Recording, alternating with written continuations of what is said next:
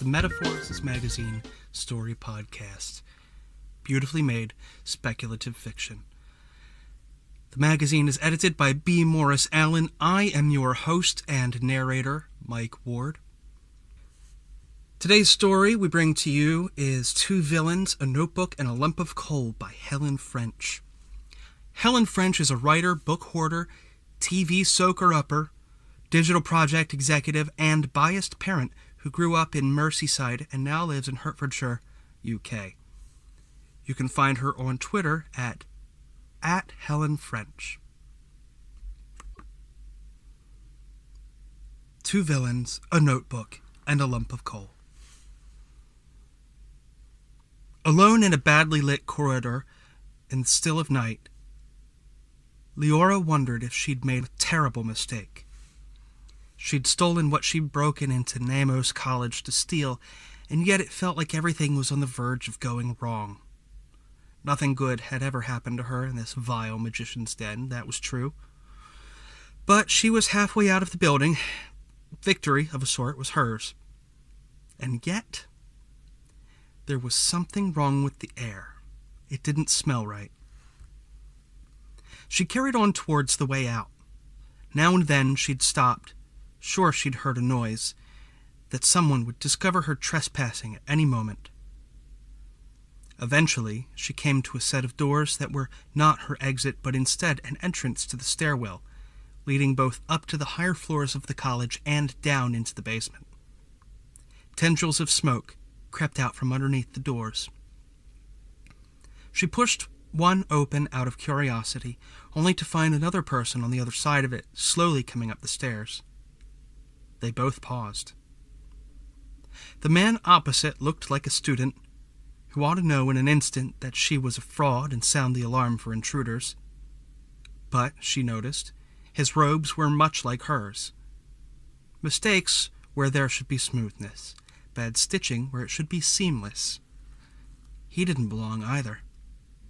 Yet if he too were a fraud, he was playing a different game to her.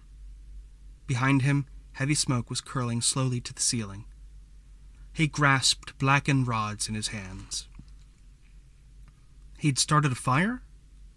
If he had discovered one, he certainly wasn't raising a warning. Leora stared at him for another beat of her heart, maybe 5. Then he shrugged at her and carried on going up the staircase. Leora didn't feel inclined to follow. What he was doing wasn't any of her business, as long as she could get out of there safely. Once she was out, Leora stood in the park across from Namos as the fire spread, unable to tear her gaze away. The college was an ugly building that burned even uglier. It had been born a single white tower, glorious in its simplicity, then ruined with countless extensions, one made of glass, another of red brick, another of wood, and so on. Now set alight, smoke and ash smeared itself onto every surface it could find. The facade was beginning to crumble. Leora liked to think its ugliness came from the inside, that it could have been beautiful if different people had lived inside it. A crowd of inquisitive bystanders emerged around her as the fire grew larger. They oohed and awed with each new explosion or burst of flame as if they were watching fireworks. "All those poor uppity conjurers without a home," said a reedy voice to the side of her. Martin Ose, her oldest friend, only friend, had arrived. "A real tragedy," Leora replied, watching careful as a corner of the glass conservatory collapsed. "But it's nice to see you. Fire bring you out?" "Brought everyone out," Martin said. He turned to her with a grin. "Do I sense your touch anywhere in this business?" He gestured to the flames, out of control, high above the white tower. "Don't be indiscreet," she said, pushing his hand down, "and stop grinning before you say anything that doesn't mean it's anything to do with me. Maybe if I'd come up with the idea." "Do you think many will die?" "I hope the worst ones do," she replied, even as she could see dozens of them escaping, climbing out of every door and window available. "I'd quite happily bury them in one of those giant holes they pull all their magic out of." She'd nearly fallen in one once, 10 years ago. She'd been a mere 10 years old, and as a birthday present her father had dragged her to the Nemos hole for testing, thinking success might bring them fortune. At 20 feet across and at least 20 feet deep, it looked like a sinkhole, but human hands had made it, widening it year by year as more and more Nemosians leant into it for extra power. It was carved out of the ground around the back of the college, in the middle of a large clearing surrounded by trees. On testing day, 10 magicians waited by the side of the crater, dispassionate expressions on their faces, as child after child tried to call magic from the earth. Most failed. One, Galley Carnus, whom Leora vaguely remembered fighting with when they were little, whooped with joy when she somehow created a temporary waterfall inside the hole. When it was her turn, Leora lay down on the ground and put her arm over the edge of the hole. She pressed her palm flat against the earth as she'd been told, and mentally tried to pull something from the soil. Nothing happened. Leora didn't know what to do. Her father would say she'd let her mother down, a common accusation whenever he wanted to hurt her. Mother was long dead, but Leora still missed her. "Time to move," one of the magicians ordered. "Don't rush her," said another, a tall woman with long hair. "There's something about this one, I'm sure." "Perhaps have," the first shrugged. "But if she had earth magic, we'd have seen it by now." "Please," Leora asked, from her awkward position on the ground. "One more try," said Hav grudgingly. "But don't let us down." This time Leora decided to flat-out cheat. She leaned over as far as she could so they wouldn't see, and instead of pressing her palm against the wall of the earth, she held it close but not quite touching. Ever since she was little, Leora had been able to feel the magic of the air. As she grew older, it was as easy as breathing to cream some off the top. All she had to do was hold her hand still as could be, feel the energy, then draw it in. What she could do best was finding things. Could be something lost, could be something she needed. She'd never found riches just by thinking about it, but the neighbors knew her well enough to pay a little coin now and then if there was something small they wanted looking for. Lockets, lost animals, a stash of liquor perhaps. The magic led her to them. She focused on finding something new or big that might impress these judging magicians. Then, letting the air magic guide her, she felt something. It tickled her palm at first, something rough, something sticking out of the earth that hadn't been there before. She stuck her tongue out as she pulled hard, then stood up triumphant, holding her treasure in the air, only to look up and see she'd found a lump of coal. All the magicians laughed at her, except for Hav, who looked furious. Her father rushed over and started trying to usher her away, but Hav walked around the edge of the hole to meet them. She held out her hand and grabbed the edges of the blackened chunk. "Something we can remember you by," she said loudly. "You embarrassed me," she said in a quieter voice. "I don't want to see you here again." Leora didn't want to give the coal up. She held on tight. Her father wrested it away, his hands calloused and hot. Then he gave it to the magician like it was nothing. "You've shamed us all," he whispered on the long walk home. "What would your mother say?" Leora didn't go back to Nemos until 5 years later. The evening had begun with her father throwing his mug of beer across the room. "You're good at finding things. Go find some money." Leora wiped the edges of her skirt where some of the liquid had spilled. "You know it's not that simple." "Rent's due," he said, shrugging. "We won't make it unless you do something." She swore softly. He spent all his coin on beer.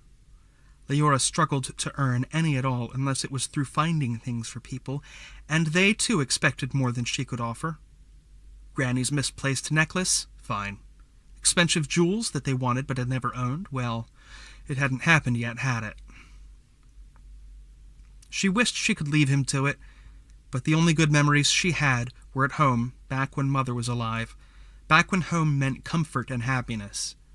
At least he'd stuck around when the worst happened. Other men might have gone years ago. She kicked an empty chair. Her father didn't blink an eye, and stormed out of the house. They lived on a narrow road on the edge of Cretan, where the houses were cramped and small, for families whose parents had employment but not much of it. No one had work for her. She'd asked all of them the day before, and she couldn't steal from them, not if she wanted to keep on living around here. She walked for an age, ending up at the biggest building in the city, Namos College. She knocked until somebody pulled open the little hole in the door. "No more deliveries today," a voice said. "Not a delivery, though I could do that if you wanted. I'm looking for employment." The door opened. It was Hav behind it, the magician who'd tested her all those years ago. "Let's talk in my office," she said. "The truth is, we don't really have work for outsiders," she said from behind a dark wooden desk in a spacious room lined with bookshelves. Leora tried not to marvel at the fineness of it all. "The people here study exceedingly hard to protect this country. We are not here to offer work to the neighbors. One are already working for you." Leora stopped listening once it became clear Hav had invited her in for a lecture and nothing more. On the shelves behind her, amongst all the books on history and earth power, sat a solid black lump with a rough, choppy surface. It didn't matter what you discovered if you couldn't take it.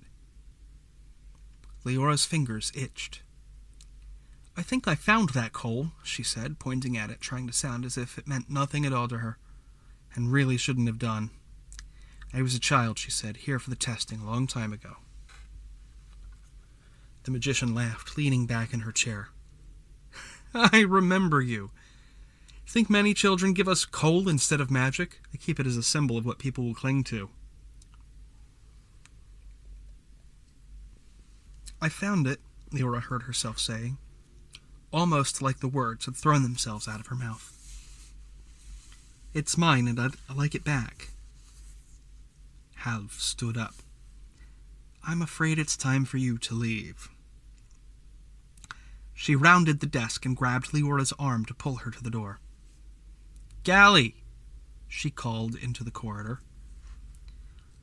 As she was being dragged, Leora, now fueled by fury, stole the only thing in grabbing distance, a small notebook on the side of the desk, and shoved it up her top. She could figure out later whether it was worth anything. Gally led her back out. "Funny world, isn't it?" she said, smiling lightly.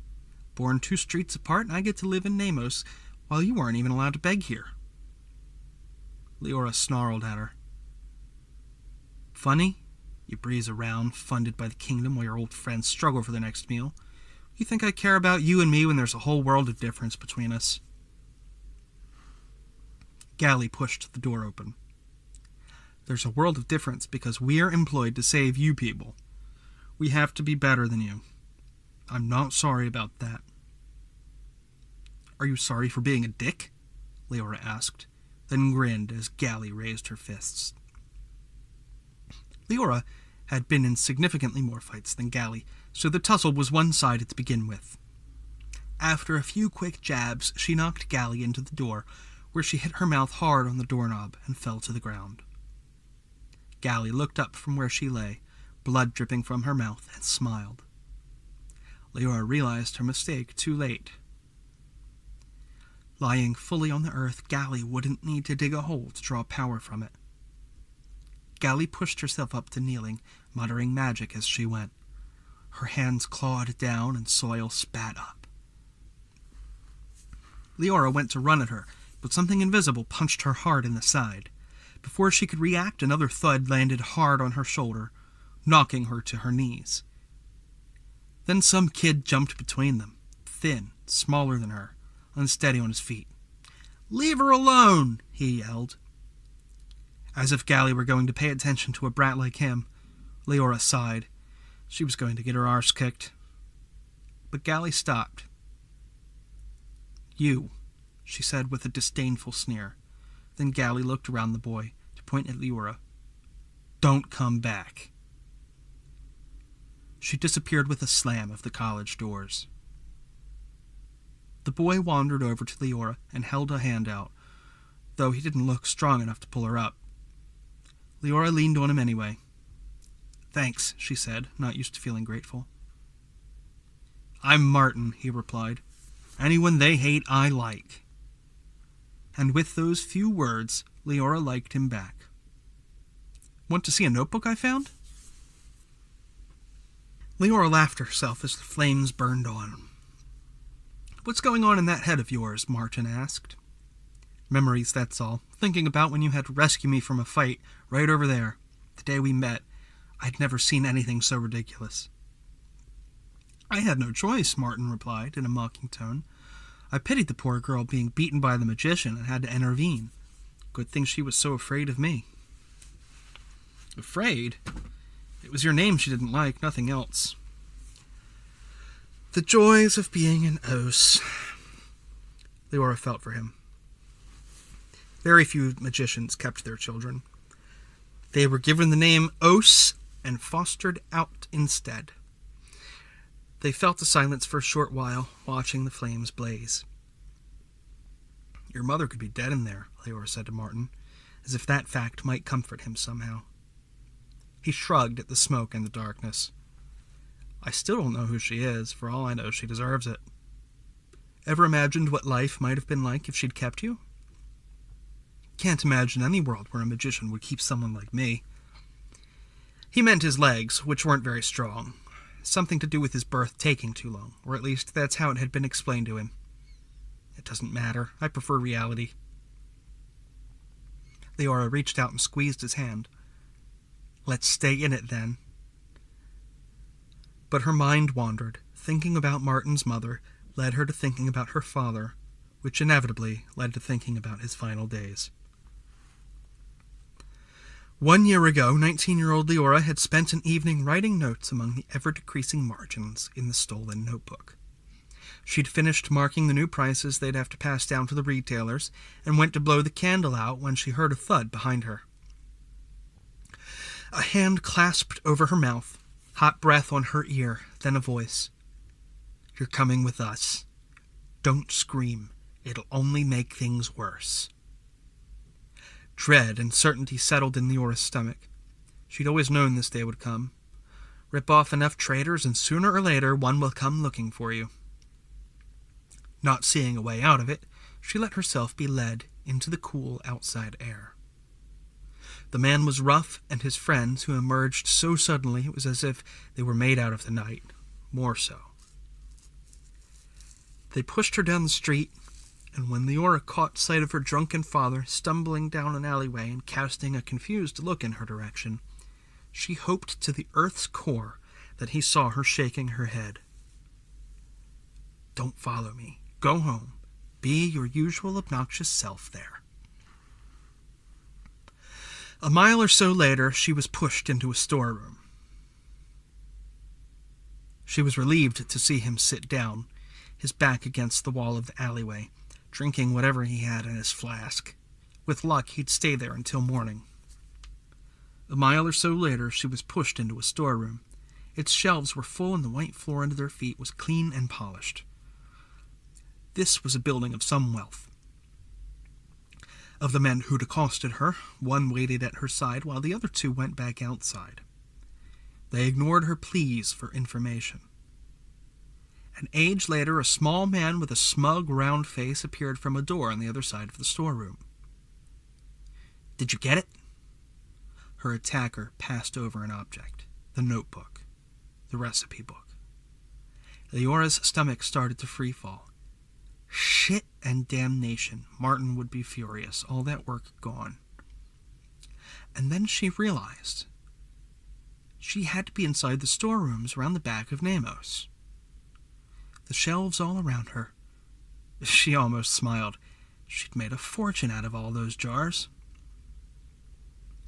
The small man pursed his lips as he flicked through the book. The recipes were half spells. Not the actual components of magic, but things to improve it. Powder for their hands to increase the power they pulled from the earth. A drink that could increase how long their magic might last. All featured strange ingredients. "When did you work out what to do with this?" he asked. Leora shrugged. "I don't know what you're talking about." The man sighed. "It took us a long time to realize what was going on. Price gouging every single unique material we needed. Buying up stocks so that our retailers only had a few places to go. Increasing the prices bit by bit." "Sounds like natural price variances," she said. "Our funds to strengthen this country frittered away." "Wasn't me," she said stubbornly. "We think it was. A little girl with big aspirations." That angered her. "I'm a grown woman, damn it," she began, but she couldn't answer the rest of the question because just then there was a commotion at the door. It opened, and a man with a familiar face fell to his knees on the floor. No. Leora knelt next to her father. "What are you doing here?" But she knew. For the first time in his life, he'd found himself curious about what Leora was up to, and he couldn't have picked a worse time to do it. The small man looked cheered. "Ah, the convenient arrival of your father means we don't need to threaten anyone else you care about." Leora stood up. "You don't have to threaten anyone." "Don't I? You've been stealing our money for 4 years." "I won't do it anymore," she said. Better to promise her future away than to wait until they involved Martin, too. They worked together, of course. Leora found the goods and the contacts to sell them, and Martin was the brains behind their pricing strategy. One of the thugs from outside brought in a large water collector.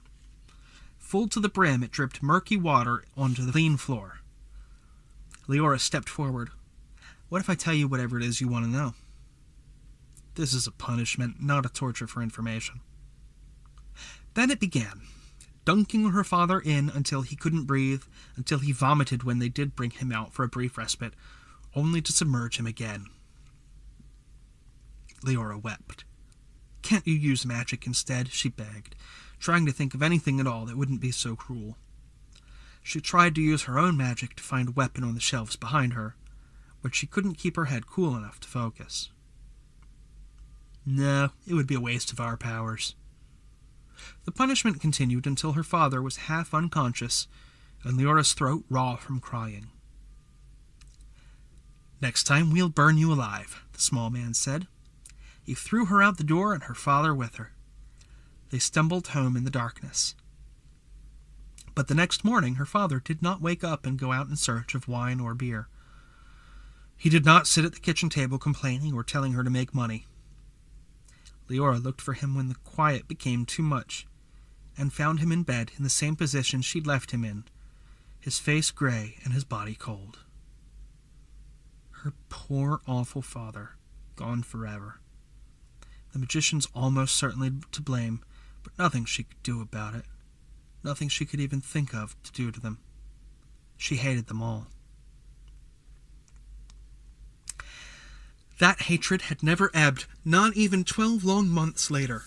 It had propelled her into the college that night, looking to take what was hers. That someone had sought to burn the place down at the same time was a bonus.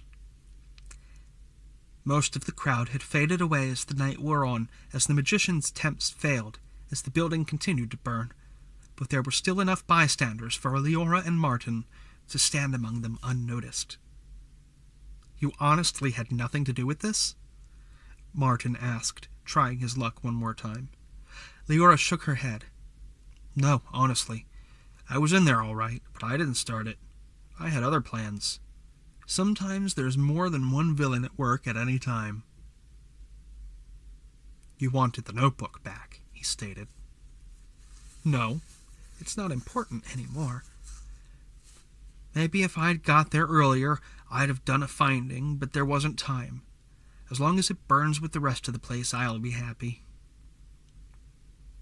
Leora opened up a large pocket on the side of her coat and showed Martin what was inside. "Coal?" he asked. "Your coal?" "Yesterday was the anniversary of Father dying, and I didn't think I cared till it came. Once I stopped crying, I decided I'd wanted a small piece of revenge. This is what I went in for. Halve had this on a shelf in her room all these years." "Scum," Martin said, then spat at the ground. "Indeed. Sometimes I think we'd be better off away from this place, burnt down or not. It's no good for either of us living here." Leora exhaled loudly. "If it were that easy to start over somewhere new, I'd have gone years ago." They stood side by side until the fire was only aglow. Martin waited for Leora's nod and shuffled home. Leora left in the opposite direction, striding away full of thought and satisfaction. The next morning, after a negligible amount of sleep, Leora waited by the pond on the edge of the city. She'd chosen the location for its proximity to Martin's house, to ease his journey ahead of what might turn into a very long day. He was sniffing at the air when he finally approached. That fire still stinks. Still burning, most likely. He stubbed his toe into the ground, turning the grass over. "Gonna tell me why we're here?" Leora pulled her prize out of her pocket once more. "This again?" "It's not coal," she said to his questioning look. "It was never coal." "That makes no sense whatsoever." "I assumed it was coal, but I was 10 years old, wasn't I? Halve stole it off me and put it on a shelf. No one's ever seriously looked at this thing. We all assumed its insides matched its outsides, that it was nothing important." "Yes," he said slowly. "But you and I should know better than that, assuming anything is dangerous. I found this in a magic hole, for Earth's sake. For all I know, it was buried there long ago by the very first Nemos magicians. Perhaps the sheer desperation I felt as a child, failing my tests, led me to it." Martin shrugged. "Still doesn't look like anything special." Leora turned it over. The other side was a mess where she'd spent half the morning taking it apart. Inside, something glistened. The more I held it, the warmer it got, and the warmer it got, the softer and waxier it got. When I started picking at it, the layers peeled away. Leora dug her fingers in, wrestled around, and pulled out a stone. It was largely dull, but shone in one corner. "Is that a diamond?" Martin asked in wonder. "I think so," Leora said. "Not the only one, either." Her hand closed around it, and she shoved it in her pocket again. "It's worth a small fortune. They probably won't even know it's missing, considering the fire. But I'm not staying here. The building's gone, but those bastards will rebuild. These diamonds could take me across the world. Only thing is, I don't want to do it on my own. Will you come too?" "Do you really have to ask?" They packed up that afternoon, just in case anyone had seen Leora at the college and might come looking for her. It began to pour down as they walked out of the city, but the raindrops fell too late to soothe Nemos's smoldering ruins. There was only one moment for a pause on their journey when they came to a crossroads and saw a figure on the other side, most likely waiting for a horse or carriage. Leora thought she recognized the man, that he was the fire starter she had encountered in Nemos. He too had a heavy bag, as if he'd had to run from something. She didn't want to ask outright and arouse suspicion if it wasn't him, but she couldn't say nothing either, so instead she simply waved. The man waved back, and Leora couldn't resist. "Thank you," she yelled. "You're welcome," he shouted as reply. "I think he looked a bit like you," Leora said to Martin later, as they walked further into the countryside. It would take a good few nights of camping before they'd find a town in which to sell their merchandise. A cousin, perhaps. "Even a brother," Martin suggested. I wouldn't know. They foster us out so many different places. So many children, Leora said with a sigh. So many left hungry for something more out of life. And of the two you know, Martin said with a grin, one's most likely burned down a building to make himself feel better about it all, and the other's run off to see the world with a diamond thief. It's not all bad. No, it wasn't, she supposed, letting herself smile for once. Smiling was hard. So was hope. But she thought she could get better at both with time, now that they were finally seemed worthwhile. With every step they took away from Crichton and Nemos, she felt lighter, as if a pressure she hadn't realized was on her were finally melting away. She decided that she'd never look back. The past was ashes and ruin. The future could be almost anything at all. That was Helen French's story, 2 Villains, a Notebook, and a Lump of Coal. Thank you, Helen. Podcasts like us rely on listeners like you. Please remember to rate, review, and subscribe, and we'll see you next time.